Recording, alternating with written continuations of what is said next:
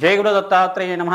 ओं नमः शिवाय शिवाय गुरुवे नमः। ओं महागणाधिपतये नमः। ओं गंगणपतये नमः। श्रीमात्रे नमः। या देवी सर्वभूतेषु मातृरूपेण संस्थिता नमस्तस्ते नमस्तस्ते नमस्तस्ते नमो नमः। యూట్యూబ్ ప్రేక్షకులందరికీ కూడా నమస్కారం అండి. ప్రధానంగా చూసుకుంటే ఈ యొక్క వివాహ యోగం కార్యక్రమంలో అంతా కూడా భాగంగా వివిధ రాశుల వాళ్ళకి ఎప్పుడు వివాహ యోగం అవుతుంది, గోచార చక్రవశాత్తు అంతా కూడా చెప్పడం జరుగుతుంది. జాతకరీత్యా గోచార చక్రవశాత్తు ప్రధానంగా ఈ యొక్క వ్యక్తిగత జాతకంలో అంతా కూడా పురుషులకైతే కనుక గురుబలము, శుక్రబలము, చంద్రబలము, కుజబలం అంతా కూడా శీఘ్రంగా యోగకరంగా ఉంటుంది. సప్తమాధిపతి అంతా కూడా సప్తమ స్థానము కలత్ర స్థానం అవుతుంది. కావున మీ జాతకరీత్యా వ్యక్తిగత జాతకాన్ని పరిశీలన చేసుకుంటే లగ్న చక్రం నుంచి చూసుకున్నా కానీ లగ్న చక్రవశాత్తు లగ్నవశాత్తు సప్తమ స్థానాధిపతి యోగకరంగా ఉన్నారా లేదో చూసుకోవాల్సి ఉంటుంది. అష్టమ స్థానం అంతా కూడా ఆయుస్థానం అవుతుంది. కానీ ద్వితీయ స్థానము కుటుంబ స్థానం కేంద్రంగా చెప్పడం జరుగుతుంది.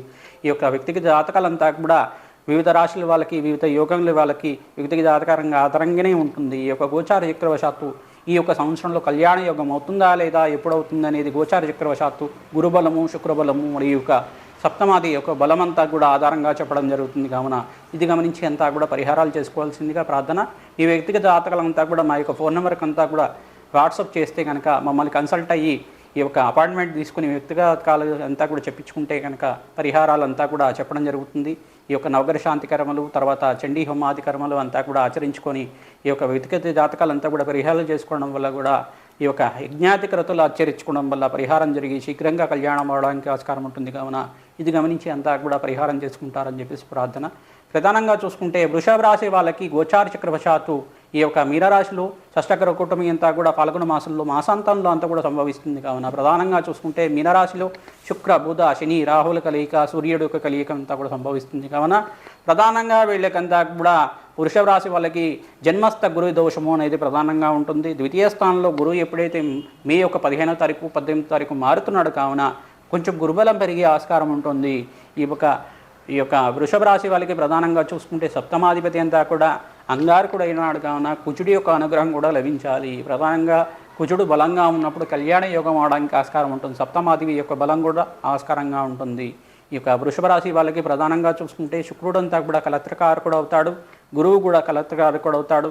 ఈ యొక్క గురువు శుక్రుడు అంతా కూడా కళ్యాణ యోగం అవడానికి, శీఘ్రంగా బలంగా ఉండడానికి, మీకంతా కూడా మంచి సుఖమైన జీవితం జీవించడానికి, భోగభాగ్యమైన జీవితం జీవించడానికి ఆస్కారం ఉంటుంది. కావున ప్రహారార్థంగా మీరంతా కూడా నల్లనూనె దానం చేసుకోవడం వల్ల శీఘ్రంగా కళ్యాణ యోగానికి ఆస్కారం ఉంటుంది. శని యొక్క బలం అంతా కూడా మీకు బలం చేకూర్చి కళ్యాణ యోగం అవడానికి ఆస్కారం ఉంటుంది. కావున ఈ పరిహారం అంతా కూడా చెప్పడం జరుగుతుంది. జాతకరీత్యా అంతా కూడా వ్యక్తిగత జాతకాన్ని బట్టి ఆధారంగా ఉంటుంది. గోచార రీత్యా మీరంతా కూడా ప్రధానంగా శుక్రుడికి బొబ్బర్లు దానం చేసుకోవడం వల్ల శుక్రవారం రోజున కలత్రకారకుడైన శుక్రుడంతా కూడా రాశ్యాధిపతి యోగకరంగా ఉండి మీకు మంచి కళ్యాణం అవడానికి, శీఘ్రంగా కళ్యాణం అవడానికి ఆస్కారం ఉంటుంది. కావున ఈ పరిహారం అంతా కూడా చెప్పడం జరుగుతుంది.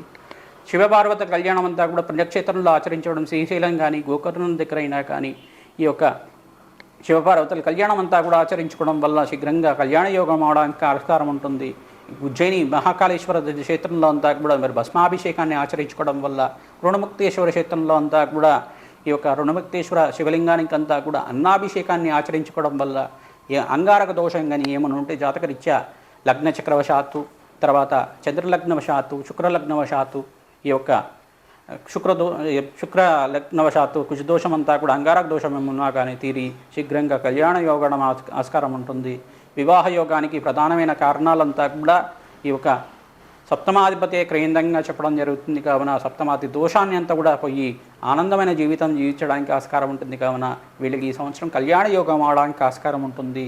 మే 15వ తారీఖు తర్వాత గురు యొక్క మార్పు అంతా కూడా శీఘ్రంగా శుభ గడియలు రావడానికి ఆస్కారం ఉంటుంది. కళ్యాణ గడియలు రావడానికి ఆస్కారం ఉంటుంది. కావున అమ్మవారికి అంతా కూడా పసుపు కొమ్ముల మాల అంతా కూడా అలంకరించి గురువారం పూట, శుక్రవారం పూట, మంగళవారం పూట ఈ రకంగా ఆచరించి పసుపుతోటి అభిషేకం అంతా కూడా అమ్మవారికి, శివుడికి అంతా కూడా అభిషేకాలు చేసుకోవడం వల్ల ఈ యొక్క స్వాతి నక్షత్రం ఉన్న రోజున పౌర్ణమి వేళల్లో అంతా కూడా ఈ యొక్క లక్ష్మీ నరసింహస్వామికి అంతా కూడా పసుపుతో అభిషేకం చేయించడం వల్ల కూడా ప్రదోష కాలంలో అభిషేకం చేయించుకోవడం వల్ల శీఘ్రంగా కళ్యాణం అవడానికి ఆస్కారం ఉంటుంది. లక్ష్మీ నరసింహస్వామి కళ్యాణం అంతా కూడా పుణ్యక్షేత్రంలో ఆచరించుకోవడం వల్ల ఈ యొక్క లక్ష్మీ నరసింహస్వామి యొక్క మూలమంత్రాన్ని అంతా కూడా ఆచరించుకోవడం వల్ల కూడా శీఘ్రంగా కళ్యాణం అవడానికి ఆస్కారం ఉంటుంది. ఈ యొక్క కళ్యాణం అంతా కూడా మనం ఇక్కడ పోస్ట్ చేయడం జరుగుతుంది. కళ్యాణ మంత్రం అంతా ఎవరైతే జపం చేసుకుంటారో నిత్యమంతా కూడా శీఘ్రంగా కళ్యాణం అవడానికి ఆస్కారం ఉంటుంది. ఈ యొక్క దేవీంద్రాణి నమస్తుత్రం దేవీంద్ర వివాహమిని వివాహ భాగ్యమారోగ్యం పుత్రాన్ లాభంచ దేహిమే అని చెప్పేసి అని అంటుంది వేదమంతా కూడా. శీఘ్ర కళ్యాణ యోగం ఆడడానికి ఈ యొక్క కళ్యాణం యోగానికంతా కూడా ఈ యొక్క శీఘ్రంగా అవడానికి సచిదేవి మంత్రం అంతా కూడా దేవీంద్రాణి నమస్తుభ్రం దేవీంద్ర వివాహని వివాహ భాగ్యం ఆరోగ్యం పుత్రాన్ లాభంచ దేహిమే వివాహ భాగ్యం ఆరోగ్యం అని చెప్పేసి అంటుంది వేదమంతా కూడా. ఈ శ్లోకంలో అంతా కూడా శీఘ్రంగా కళ్యాణం అవడానికి సచిదేవి మంత్రం అంతా కూడా దేవీంద్రాణి నమస్తుభ్యం అని చెప్పేసి అంటుంది వేదమంతా కూడా. ఈ శ్లోకాన్ని ఎవరైతే నిత్యం పఠనం చేసుకుని జపాతుల కార్యక్రమాలంతా కూడా వేద మంత్రాలతోటి వేద బ్రాహ్మణి యొక్క సహాయార్థంగా తీసుకొని ఈ యొక్క జపాన్ని ఆచరించుకుంటారో ఇంద్రుడి యొక్క మంత్రాన్ని అంతా కూడా జపం చేసుకోవడం వల్ల ఇంద్రుడి అంతా కూడా కళ్యాణకారకుడు అవుతారు. కావున ఇంద్రుడి అనుగ్రహంతో శీఘ్రంగా కళ్యాణం అవడానికి ఆస్కారం ఉంటుంది. శివ పార్వతుల యొక్క కళ్యాణాన్ని ఆచరించుకోవడం వల్ల సుబ్రహ్మణ్య స్వామి కళ్యాణాన్ని ఆచరించుకోవడం వల్ల కళ్యాణ దోషాలు ఏమన్నా పోయి కుశదోషము రాహుకేతు దోషాలంతా కూడా పోయి శీఘ్రంగా కళ్యాణం అవడానికి ఆస్కారం ఉంటుంది. కావున వెంకటేశ్వర స్వామి కళ్యాణం అంతా కూడా ఏదైనా పుణ్యక్షేత్రంలో కానీ దేవాలయంలో కానీ 3 సార్లు ఆచరించుకోవడం వల్ల శీఘ్రంగా కళ్యాణ యోగం అవడానికి అన్నదానాన్ని ఆచరించుకోవడం వల్ల దేవాలయంలో కానీ ఈ యొక్క అన్నదాన ఆశ్రమంలో అంతా కూడా అనాథ ఆశ్రమంలో అంతా కూడా మీరు ఈ యొక్క అన్నదానాన్ని అంతా కూడా చేసుకోవడం కానీ బీదవాళ్ళకి ఎవరికైనా వస్త్రదానం చేసుకోవడం వల్ల కానీ కళ్యాణ యోగం అవడానికి ఆస్కారం ఉంటుంది. అగ్నికంతా కూడా నవధాన్యాలు సమర్పించడం వల్ల కూడా శీఘ్రంగా కళ్యాణం అవడానికి ఆస్కారం ఉంటుంది. వ్యక్తికి జాతకాలంతా కూడా చూపించుకోవడం వల్ల వ్యక్తిగత దాతంలో ఉన్న జోదాలని కూడా పరిహారం జరిగి శీఘ్రంగా కళ్యాణం అవడానికి ఆస్కారం ఉంటుంది. కావున జయ గురు దత్తాత్రేయాయ నమః నామాన్నంతా కూడా జపం చేసుకోవడం వల్ల దత్తాత్రేయుడు స్మరణ మాత్రేన సంతుష్టాయ నమః ఈ నామాన్ని కూడా జపం చేసుకోవడం వల్ల గురుకటాక్షం లభించి శీఘ్రంగా కళ్యాణం అవడానికి ఆస్కారం ఉంటుంది. మీ యొక్క సంవత్సరంలో అంతా కూడా ఈ యొక్క రాశి వాళ్ళకంతా కూడా శీఘ్రంగా కళ్యాణం అవడానికి ఆస్కారం ఉంది. కావున ఈ వృషభ రాశి వాళ్ళకంతా కూడా ఈ పరిహారం అంతా కూడా చెప్పడం జరిగింది. యా దేవీ సర్వభూతేషు మాతృపేణ సంస్థిత నమస్తస్తే నమస్తస్తే నమస్తస్తే నమో నమః శ్రీమాత్రే నమః. ఓం నమ శివాయ శివాయ గురువే నమః జయ గురు దత్తాత్రేయ నమః ఓం గంగణపతే నమః. యా దేవీ సర్వభూతేషు మాతృపేణ సంస్థిత నమస్తస్తే నమస్తస్తే నమస్తస్తే నమో నమః శ్రీ గురుభ్యో నమః. ఓం గంగణపతే నమః శ్రీమాత్రే నమః. యూట్యూబ్ ప్రేక్షకులందరికీ కూడా నమస్కారం అండి. మాతృభ్యో పితృభ్యో నమో నమః.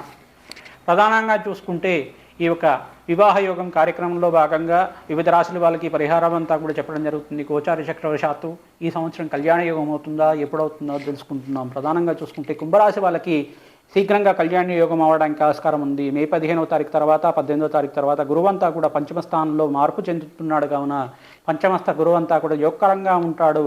ఈ యొక్క శుక్ర శని బుధ రాహుల కలియిక అంతా కూడా ద్వితీయ స్థానంలో ఈ యొక్క షష్టగ్రహ కూటమితోటి సూర్య చంద్రుల కలిగితోటి జరుగుతుంది. కావున వృషభ రాశులు అంతా కూడా గురువు సంచారం జరుగుతుంది. మే 15వ తారీఖు తర్వాత ఈ యొక్క గురువు అంతా కూడా మిథున రాశిలో సంచారం జరుగుతుంది. కావున కుజుడు ఏప్రిల్ 14వ తారీఖు తర్వాత నీచ స్థానంలో ఉంటాడు. కావున ఈ యొక్క మే 15వ తారీఖు తర్వాత నుంచి ఈ యొక్క నవంబర్ లోపల కానీ కళ్యాణ యోగం ఆడడానికి ఆస్కారం ఉంటుంది. మరియు గురుకటాక్షం వల్ల దత్తాత్రేయ ఆరాధన చేసుకోండి. శనకల్ని దానం చేసుకోవడం వల్ల కూడా గురుకటాక్షం లభించి శీఘ్రంగా కళ్యాణ యోగం ఆడడానికి ఇంట్లో అంతా కూడా మంగళకరమైన జీవితం జీవించడానికి మంగళ వాద్యాలు మోగడానికి ఆస్కారం ఉంటుంది. కావున పరిహారం చేసుకోవడం వల్ల శీఘ్రంగా కళ్యాణ యోగం కలగడానికి ఆస్కారం ఉంటుంది. జాతకరీత్యా కుజదోషము పరిహారం అంతా కూడా చేయించుకోవడం వల్ల కూడా శీఘ్రంగా కళ్యాణ యోగం అవుతుంది.